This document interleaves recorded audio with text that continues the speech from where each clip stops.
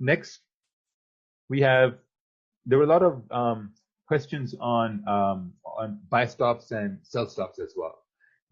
And I think buy stops and sell stops, you can use them if you really truly understand your pair. The best pairs to use buy stops and sell stops are when there's a lot of volume in the market. Because what's happening is with buy stops and sell stops, you're expecting price to continue moving.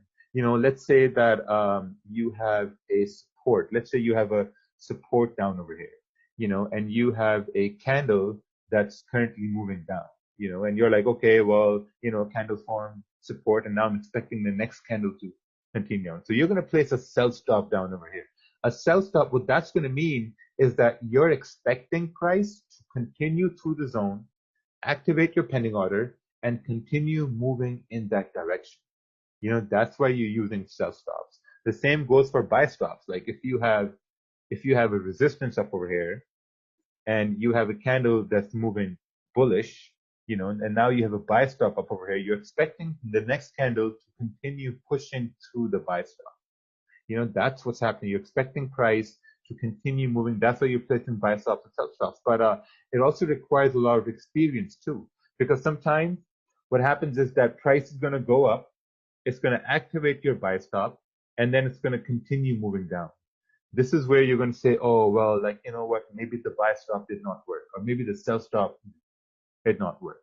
So when you're coming new to trading, I don't expect anyone to use sell stops and buy stops effectively or to get like really, really good results, because this requires a lot of waiting and watching. Like if you look at pairs like gold or GPJPY, we know that sometimes, these pairs, they will break through a zone and they won't do any retests. It's just the way it is. They won't do any retests, and guys will say, oh, well, like, how you could have caught this move. The answer is you don't know how to catch this move. The only thing you can do is maybe have like a buy stop, something that happened on, I think on Thursday when GPJPY just went through 133, 300. There was no retest. People who had buy stops, they caught that move, and people who just sat and watched, they're like, okay, well, I'm going to watch this happen, and when this happens again, I'm going to be ready. So whenever using buy stops and sell stops, always understand which pair are you using buy stops and sell stops on. The rule of thumb is to always use it on pairs that have a lot of volume and they move really, really quick. Like gold, you have GP CAD, sometimes you have Euro USD, Euro JPY moves a lot. USD JPY has less volume, it doesn't move a lot. Also, when you're looking to see is that, okay, like what time is this going to be a lot of volume too? Like let's say you have news events. Sometimes guys say, hey, I'm going to use buy stops and sell stops on news events because there's a lot of volume in news events. So best pairs to use pending stop orders are high volume pairs or news. So this is risky, right? The probability of success using buy stops and sell stops is low. It's not high. Like let's say when you're waiting for candles to close, the probability of success is high. I'm not going to say it's really high, but it's higher than using a sell stop and a buy stop. So whenever you see that a certain thing to play out has less probability to win, then that means you have to watch it over and over. Like you have to spend more time in understanding why it's happening. What does this mean? Can I effectively use them over and over again? So these things are really important to understand. Also, stop orders are most suited when trading with the trend, and it requires some sort of experience and backtesting. Like let's say you're looking at a pair like GPJPY, and we know when GPJPY trends, it trends really, really hard. So, for example, if you have a support form and you have candles that, let's say we had candles came down, and then you had candles they went up, and then you had candles start to come down, and if someone says, oh, like, you know what, I missed a move up over here, I couldn't take an entry up over here. So I may want to place a sell stop below the low right over here. Because if GPJPY has a lot of volume, then I'm expecting the next candles to continue down with the trend, break support, activate the sell stop, and continue moving bearish, right? Now, one question can be, oh, okay, well, what if I had a sell stop and my sell stop gets activated? What about the stop loss? Where am I placing your stop loss? The best answer, what I can give safely, like a very conservative stop, is going to be above the candle that's breaking the low. Like the candle that's a breakout candle, like the candle that activates your sell stop, you're putting a stop loss above that candle. But like at the same time, you're watching it as it go. What I've experienced is like sometimes, well, most times when my sell stops get activated, I'm just watching the price. I'm expecting the price to continue going in profits. I'm not expecting to retrace at all. If price starts retracing, let's say 5 pips, 10 pips, then I'm looking to close the order, because effectively again, I'm sure you guys are making notes. The best way to use buy stops and sell stops and what to expect from those um, pending orders is to see that, okay, price should continue moving in that direction. It should not retrace. It should not come back in the zone.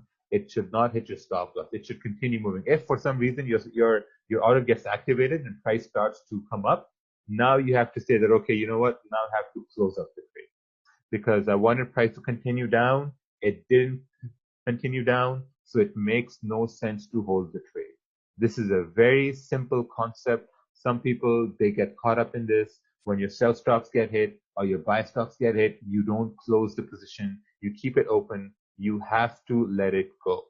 If you don't let it go, you're going to go in a drawdown. You're going to start questioning yourself. It just won't make any sense. I have a question here. GJ trends hard, but there's a certain point in the trend that your confidence to take buys reduces, or you trade the trend until the end. Yeah, we're going to go over this.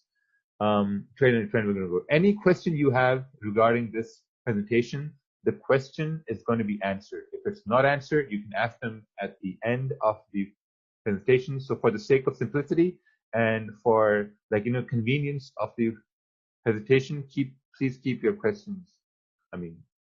Keep them at bay right now. Right? So sell stop and buy stops, you're using them as trend is moving. Then there's another one called a buy limits and sell limits. Those are counter trend orders. I don't use them, so I'm not going to go over them. They are extremely risky. What's basically happening in those orders is that, let's say you have a resistance and you have a support, and let's say you have a buy limit down over here. Buy limit basically means that you're expecting price to come down, activate your order, and then continue moving up. That's what a buy limit is.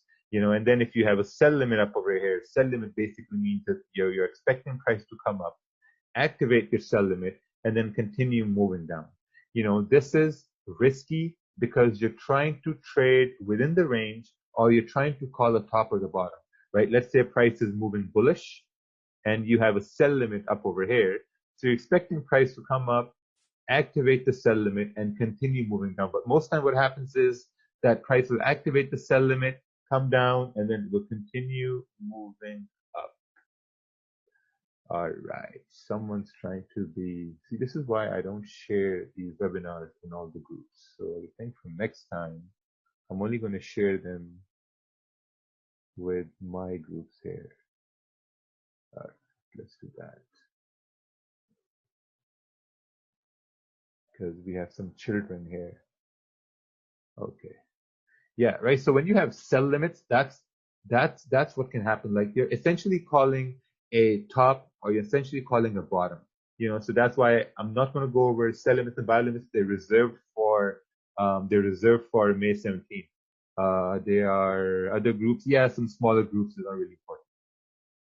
So if the spread is high, you still use sell stops and buy stops? Yes. Sell stops and buy stops are mostly I'm going to use sell stops and buy stops when there's a lot of volume and when there's some news events too, right? But it takes experience. I don't expect anyone to use buy stops and sell stops right off the gate. Again, I said you have to do live back testing. You have to sit and watch if you can really use sell stops and buy stops. It's really important. Let's go towards the